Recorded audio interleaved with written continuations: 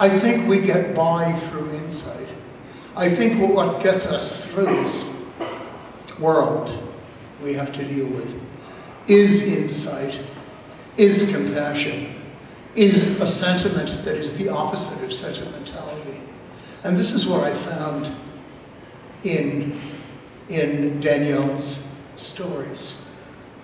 I got from them, I took from them everything that I could have wanted from prose. So I would say to her, whether you like it or not, you're a writer. And if I could wish you a different destiny, maybe I would.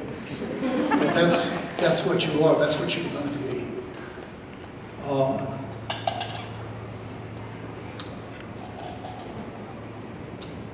God bless you.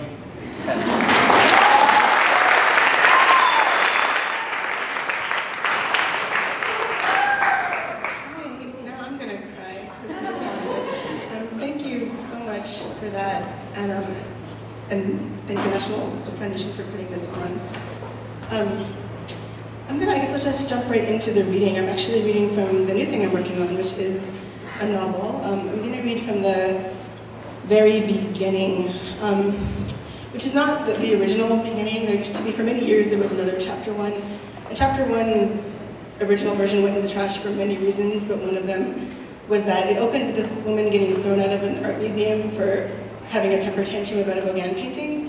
And then somebody got thrown out of the National Museum of Art for having a temper tantrum about a Gauguin painting, like a year and a half ago. And I was like, well, I can't write a Law and Order novel that opens with from the headlines. So then about a year and a half ago, I was like, so now the novel will open with somebody camping out in a park to protest a right-wing government. So this whole writing thing doesn't work out. I'm totally opening a psychic hotline. I will jump in, although now I've been sentenced to a life of writing, so no psychic hotline, sorry guys. I will just jump in because it's actually not the very beginning of the novel, but it's close enough that you'll be able to figure it out. It was the summer of burning things, of trash can fires and blazing mattresses, of sofas and old recliners and piles of clothing gone to ash in alleyways, with such frequency that whole sections of the city smelled vaguely of lighter fluid some days. Bedbugs was the official explanation. They'd arrived en masse, a tiny blood-sucking army bent on keeping the populace awake at night. Maybe it was the bedbugs to some degree. They'd become so bold and proliferate that even in the most upscale of apartments and restaurants, it was not unusual to see them crawling across the floor in broad daylight. It had become nearly impossible to take the metro without a telltale red welt appearing hours or days or weeks later. But it was also the heat, which spread both the fires and the desire to burn things, and the restlessness of living in a time and place where one vague threat came after another so frequently that it was like being eternally held ransom by an easily distracted madman. There was an existential panic that frequently faded into a collective ennui, a communal sense of, fuck it, we are all going to die.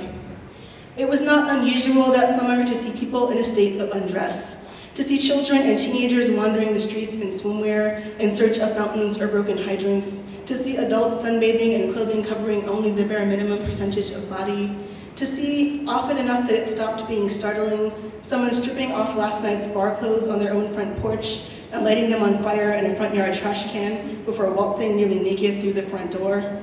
Although they had all been told the bedbugs had nothing to do with cleanliness, there was a great deal of suspicion regarding the sanitary habits of the general public, and one-night stands and paramours were not to be trusted.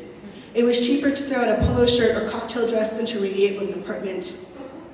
So ubiquitous were the underdressed young people that when he first saw her, it took Phil a minute to understand that the blonde girl in her underwear was protesting anything other than summer filth or atmospheric inconvenience. She looked about 20, and he decided she must either be crazy or Midwestern. No local in her right mind would plan an outdoor protest in DC in July. It was 114 degrees with the heat index, and so humid that things in the distance seemed hazy. Her skin was reddened and damp and doughy, her white bra soaked through with sweat. Her name, he discovered by reading the poster board she'd propped up next to her, was Diana, and she was opposed to the war. Or wars. Her sign was not especially clear in the first place, and had since been defaced, once by a group of interns who had taped the detritus of their picnic lunch, waxy white sandwich papers and empty paper cups and glittering foil chip bags to her sad billboard. once by someone who had scrawled in red marker, "For a good time, call me," along with an arrow pointing in Diana's direction, and once by a college student who had scrawled in magic marker, "Hunger strike, bitch, you need a diet." Phil had never had any children, and now that he was on the other side of 50, it seemed unlikely that he ever would, but he imagined that if he had, he would have felt something for them, like what he felt for Diana in that moment. A desire to protect her from something she didn't even know was out there, and a competing desire to let her survive this on her own and prove him wrong. Ultimately, the first instinct went out. He bounded across the park to buy a bottle of water from a hot dog vendor on the corner, and then returned to the section of the park where Diana sat. She looked defeated, wilted, and sticky, but something about her reminded Phil of a feral cat an ex-girlfriend of his had once tried to trap and take to the vet, wary enough to strike when cornered, and so he approached her slowly, the water bottle held out in front of him as a peace offering, to dissuade her from cursing or spitting or running. "Hello," he said, still holding the bottle in front of him. "I'm Phil." She cocked her head to the side. Up close, he could see the dark roots on the top of her scalp. More than an inch, not quite 2, a fault line of polish, indicating that her life had recently been divided into a before and an after. "I'm on a hunger strike," Diana said. Her voice came out hoarse and raspy, and you couldn't tell if it was exhaustion or a sign that she'd been shouting at some point in the recent past. "You're not on a water strike, you would be dead by now," said Phil. "Also, forgive me for saying so, but your hunger strike doesn't seem to be particularly effective so far." "I'm waiting for the president to come down. I have a letter for her." "The president is in Rome." "There's no news in Rome?" "Honey, there's no news in the world that's worried about you right now. Have you seen any reporters?" "How would I know if I had seen them? For all I know, you're a reporter." "For all you know, I'm Santa Claus, but I wouldn't count on him showing up either. Let me get you a cup of coffee and we'll talk about how you can do this right the next time, okay?" She looked up at him momentarily defiant. "Sit with me," she said. "You want to tell me what I'm doing wrong, you can tell me here." "Why don't you first tell me what it is you're trying to do?" "My brother is dead," she said finally, "and I think Madam President owes me an explanation." Phil looked away from her out of consideration. Half naked was one thing, but she seemed like the kind of person who would never forgive you for having seen her cry. He let her words hover for a moment and remained seated beside her. Passers-by stopped at a distance and looked startled at the image of the near-naked white girl and the older black man in khakis and a linen button-down, but few of them came close enough to find out what it was about. Somehow his presence had driven their impression of the protest from amusing to tawdry. "With all due respect," Phil said finally, "your brother is going to be dead for a very long time. Long enough for you to have some lunch and talk about the right way to honor his memory." Neither Phil nor Diana was a particularly unusual sight in Columbia Heights. There was still a decent population of African-American men of a certain age and an ever-growing influx of young white women, but the sight of them together turned some heads as they exited the taxi in his neighborhood. 10 years earlier, when Phil had stood at the corner of 14th and Girard, looking at the worn exterior of a brick-red Victorian row house, he had a vision for the future. He saw headquarters. He wasn't the only one planning for the future. In the years since then, development had sprouted up around it, up and down 14th Street. People who used to be afraid to come to the neighborhood restaurants because they might not be able to get a cab back home, now moved to U Street and Columbia Heights for the nightlife.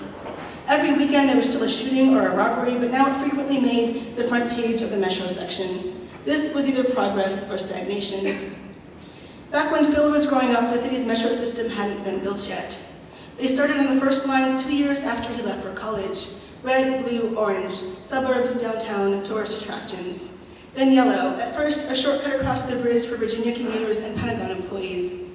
The Green Line, the one that ran through his neighborhood, and from southeast up to Shaw, Petworth, and eventually PG County, was just a series of squiggles on a map, a to be added.